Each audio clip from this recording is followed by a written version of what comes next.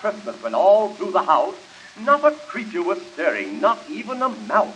The stockings were hung by the chimney with care, in hopes that St. Nicholas soon would be there. The children were nestled all snug in their beds, while visions of sugar plums danced in their heads. And Mama in her kerchief and I in my cap had just settled our brains for a long winter's nap, when out on the lawn there rose such a clatter. I sprang from my bed to see what was the matter. Away to the window I flew like a flash, tore open the shutter and threw up the sash. The moon on the breast of the new-fallen snow gave a luster of midday to objects below, when what to my wondering eye should appear but a miniature sleigh and 8 tiny reindeer, with a little old driver so lively and quick. I knew in a moment it must be St. Nick.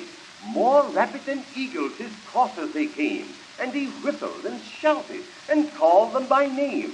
Now Dasher, now Dancer, now Prancer and Vixen, on Comet, on Cupid, on Donder and Blitzen, to the top of the porch, to the top of the wall, now dash away, dash away, dash away all. So up to the housetops his coursers they flew, with a sleigh full of toys, and St. Nicholas too. And then in a twinkling I heard on the roof the prancing and pawing of each little hoof. As I drew in my head and was turning around, down the chimney St. Nicholas came with a bound. He was dressed all in fur from his head to his foot, and his clothes were all tarnished with ashes and soot. A bundle of toys he had slung on his back, and he looked like a peddler just opening his pack. His eyes, how they twinkled, his dimples, how merry. His cheeks were like roses, his nose like a cherry.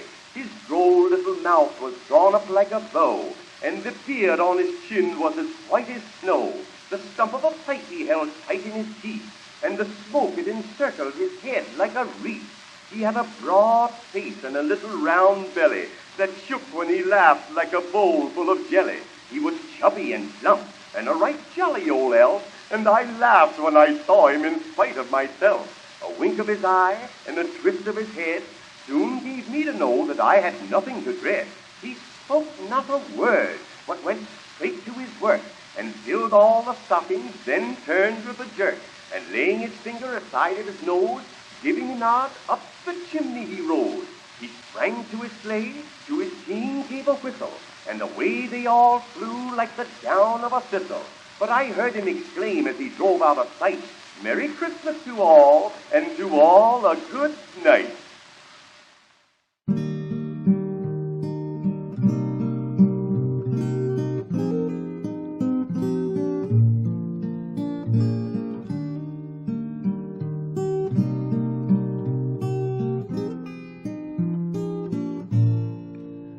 Infant holy, infant lowly, for a bed the cattle stole. Oxen lowing, little knowing, Christ the baby's Lord of all.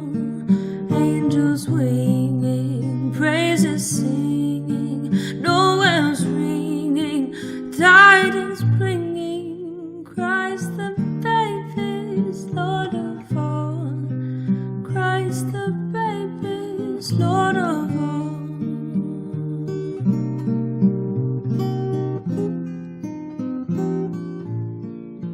Flocks were sleeping, shepherds keeping vigil till the morning grew. Saw the glory, heard the story, tidings of a gospel true. Thus rejoicing, free from sorrow, praises voicing, greet the morrow. Christ the baby's born for you. Christ the baby's born for you.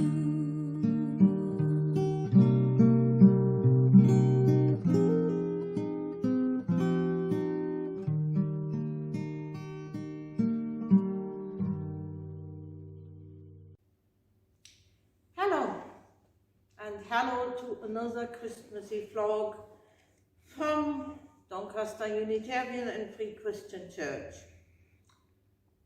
So you don't believe in Christmas.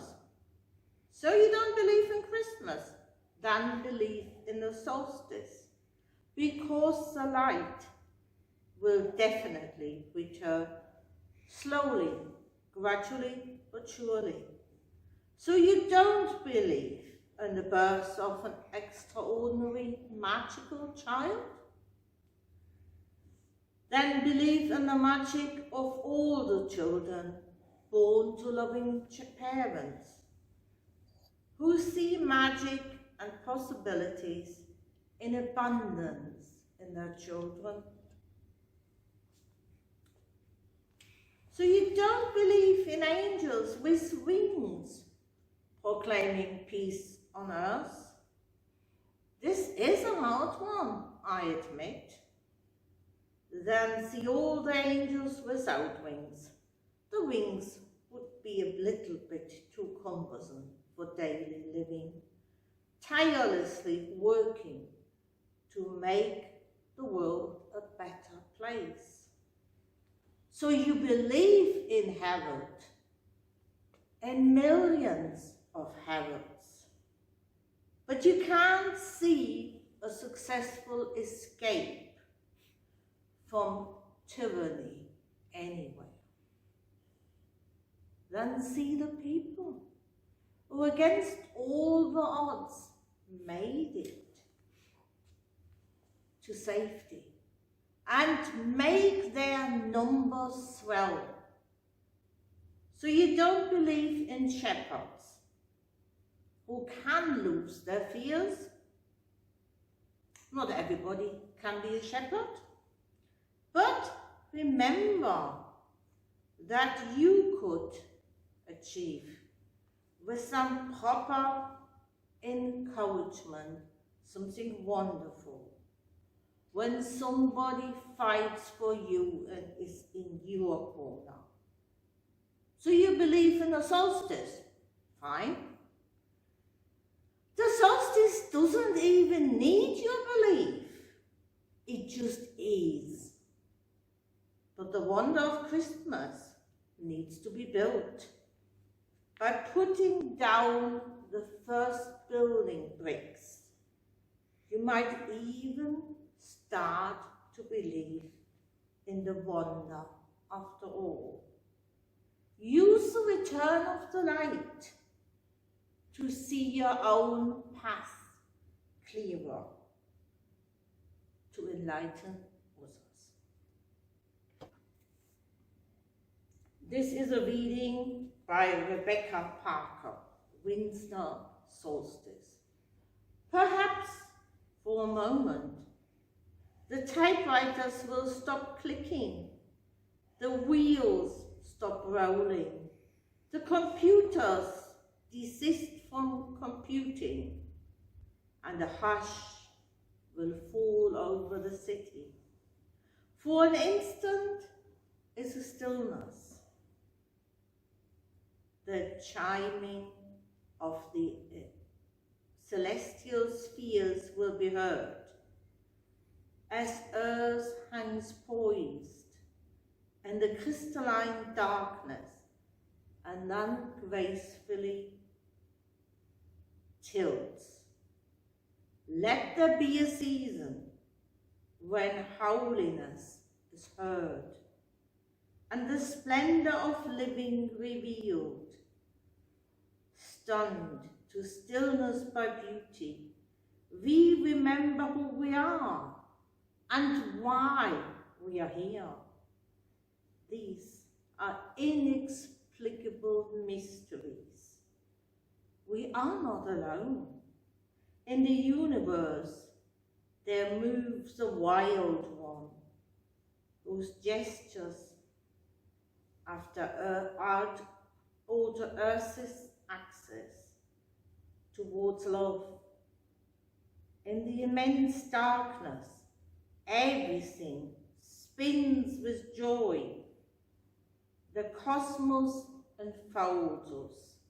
We are caught in a web of stars, cradled in a swaying embrace, rocked by the holy night, babes of the universe. Let this be the time we awake to life, like spring wakes in the moment of winter solstice.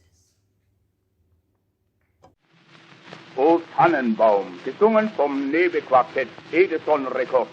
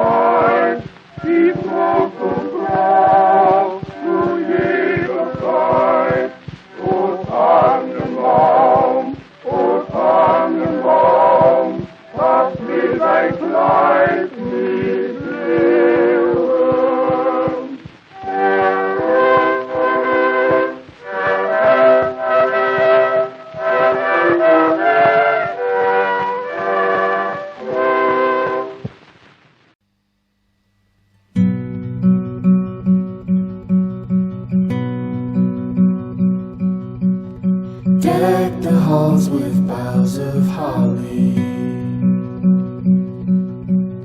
'Tis the season to be jolly. Don we now our bright apparel.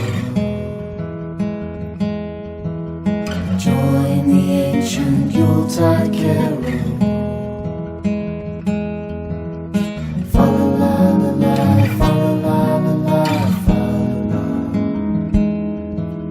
See the blazing Yule before us.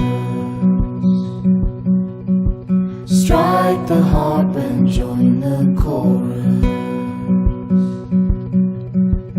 Follow me in merry measure, while I tell of Yuletide treasure.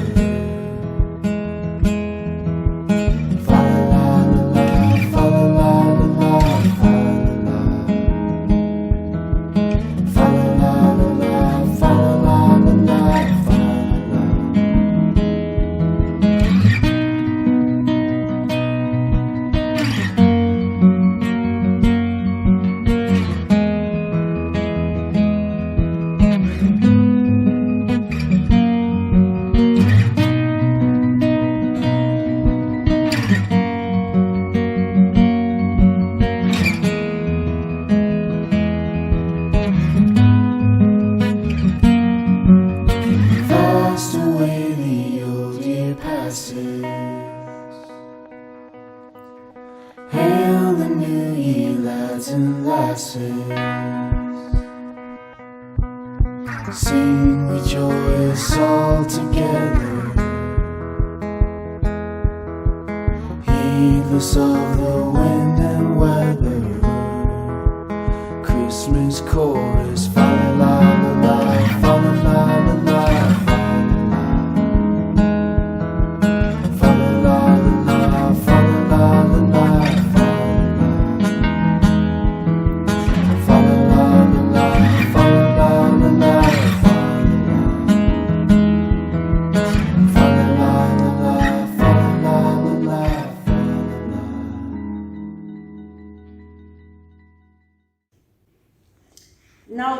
solstice and Christmas are not mutually exclusive. They actually feed upon each other, the complementary. They might not fit into each other like a ball into a socket, but in giving both justice, we can give deeper meaning to both. But solstice is just a point in time, just like the equinox is a point in time. And at one point between the solstices and the two equinoxes, we have the 4 seasons. And that was all people needed to have. But let me just go on a bit about time, and then I would like to spin it out into a story and into a prayer.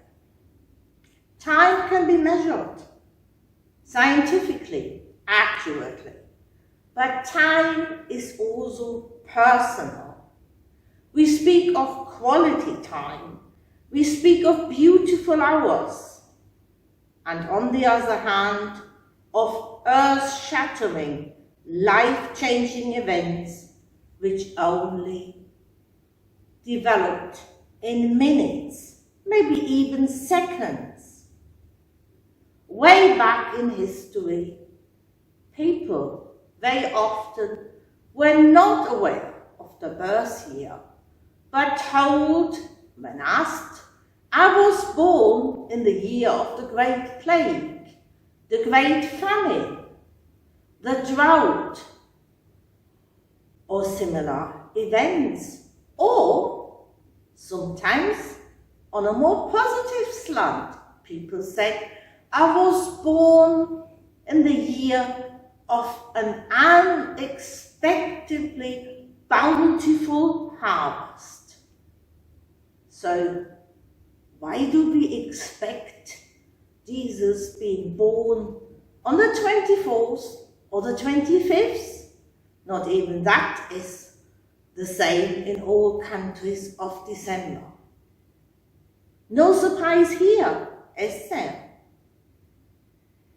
Timepieces, clocks, watches, were something, if we look at history, which is relatively modern. Nowadays, everybody has access to a timepiece, most likely in the shape of their mobile phone. But that was not the case for a long period of history. And even if we go back to the time of the Industrial Revolution, i.e. the 18th-19th century, people only came punctual to work because they were the waker-uppers. I sometimes think I would need a waker-upper as well. In my case, that's my husband, but he's a bit too tolerant. The waker-uppers just actually knocked on the window, and they knocked with that much force you definitely knew that you had to go into your clothes and go to work. In this time when timepieces were not universally available, the little story is said. It's called The Closed Shutters. And since shutters are more prolific on the continent, I set it in Germany. There's a little town, and one woman, a well-to-do widow by the name of Frau Schmidt, opens her shutters at 8 o'clock in the morning and shuts them again at 8 o'clock at night.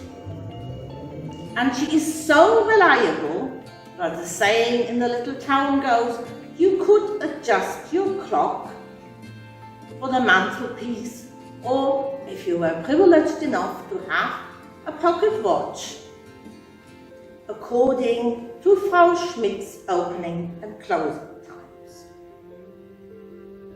There's one exception, because shutters protect you from the elements, so if there's a blizzard or if there's a hailstorm, she keeps them closed. But one day, and it's a brilliant day, sunshine, not a cloud in the sky, the shutters don't open up at 8 o'clock. By 8:10, they still are closed. And the first one to notice is a young boy, an errand boy, who is out on an errand on the grocery store. And he actually did only notice there was the shot, so he thought, oh, maybe I have gone too early, but it doesn't matter. It's extra break time. So he's quite pleased about it. So are the school children, who always know if they pass Frau Schmidt's house and the shutter's already open, it's high time to run to school. Shutters still shut. Make the most out of the time. Have an extra round of hopscotch, play ball, or do a bit of hide and seek. Now comes the Postmaster General of the little town, and he is wealthy enough to have a gold pocket watch. He gets his pocket watch out after he sees the shutters being closed and shakes it. Must be something wrong with the watch. No, the watch goes tickety-tock, and it's reliable as anything. Good quality work in that watch. And it's 12 minutes past 8. So he thinks, I might as well wait, see how that pans out. And as he is waiting there, other people join him, including the local doctor who's just on the way to his surgery. So people start talking. Do you think, what do you think what has happened here? She can't have been taken ill. This doctor assures everybody has seen her hale and hearty last afternoon. The owners of the local bakery, the local butchers and the fishmongers also join the throng. And the butcher as well as the fishmongers say, no, it can't be the case that something we have delivered didn't agree with her. Our produce can't be claimed. That mentioning of the fish gets one lady sobbing that her Uncle Otto died because he choked on a fish bone, and it wasn't that long ago. So there is still a lot of shaking of heads and a sizable crowd by now. And suddenly they hear some movement, but it doesn't sound like a human being moving around. So they think maybe it's her little pug by the name of Fritzy, being desperate to be let out. And then suddenly the door opens, and the man with a huge tool bag leaves the house, shouting back, "You won't have any problem with that stubborn hinge any longer. And if you really do, just call me again." Then, after a few minutes, the shutters open, and it's 8:30 now. And Frau Schmidt gets a welcome she has not expected, because everybody sort of shouting, "Hello, how are you?" and they're clapping and cheering. She's actually quite pleased by that welcome, gives them all a regal wave and wishes them a good day. After that, she starts thinking, and ever so often she thinks, for not having to do anything, than just being half an hour late. Getting such a welcome is just a temptation. But she likes all of this, and she doesn't want to disrupt the town life more than necessary. She feels the temptation, but up to now, she hasn't given in to that. Something for you to reflect about. Set a place at your table for a zombie. Fill a plate for your rotting fellow man. It's really tough to be undead, help them celebrate instead. At the holidays, it's good to lend a hand. It's a season full of joy and celebration, but for those who struggle with reanimation, it's not toys and dolls and trains, just the endless search for brains. There's nothing fun about zombification. So set a place at your table for a zombie. Fill a plate for your rotting fellow man. It's really tough to be undead, help them celebrate instead. At the holidays, it's good to lend a hand. You don't have to buy your zombie friend a present, but if you don't feed him something, he'll resent it. As long as what you serve is fresh, it doesn't have to be human flesh. Try a turkey or a brisket or some pheasant, and set a place at your table for a zombie. Fill a plate for your rotting fellow man. It's really tough to be undead, help them celebrate instead. At the holidays, it's good to lend a hand. Sing along, zombies! Very good, very good. Fill a plate for your rotting fellow man. It's really tough to be undead, help them celebrate instead. At the holidays, it's good to lend a hand.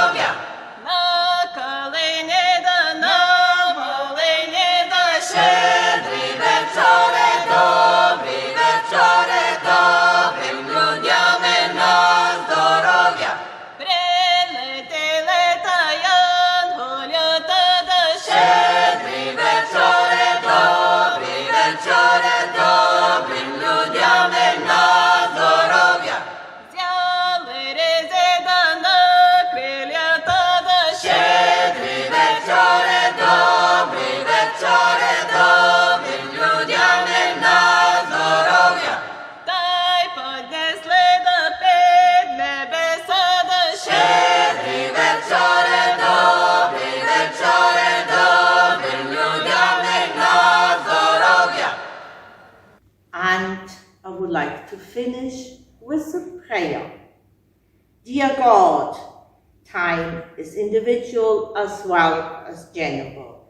Let us pray, or if you prefer that, concentrate our good thoughts, send good vibes to all for whom time is a problem. For those ones who never seem to have enough time. Multitasking is a skill, but it's also stress. For all the exploited workers worldwide who are set impossible tasks for the allotted time frame, that their plight will come to an end. For all the people with too much time on their hands, that they find ways out of their loneliness and isolation, so that they can again fill their hours with meaning and purpose. Just like the light gradually returns after the solstice, let us see that hope and light start out small, and that nature and us can make them grow. Amen. I wish you a good time with a lot of joy, and I wish you a good time in the face of any adversity, because the adversity will definitely come. It normally does in life. The joy you have to put there yourself. Amen.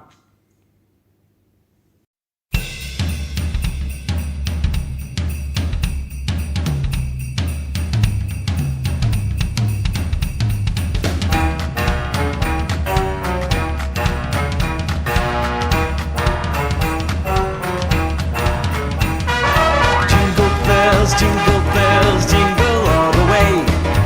Oh, what fun it is to ride in one horse open sleigh. Hey, jingle bells, jingle all the way. Oh, what fun it is to ride in one horse open sleigh. Oh, that's fun, I like that. All right, try this with me. Jingle bells all the way. Yeah. Jingle bells all the way. All right.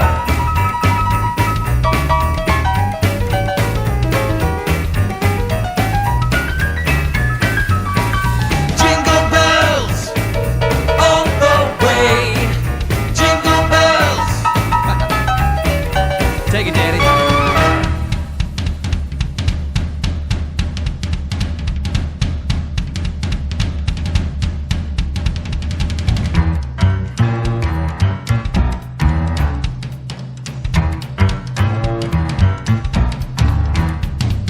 Jingle bells all the way.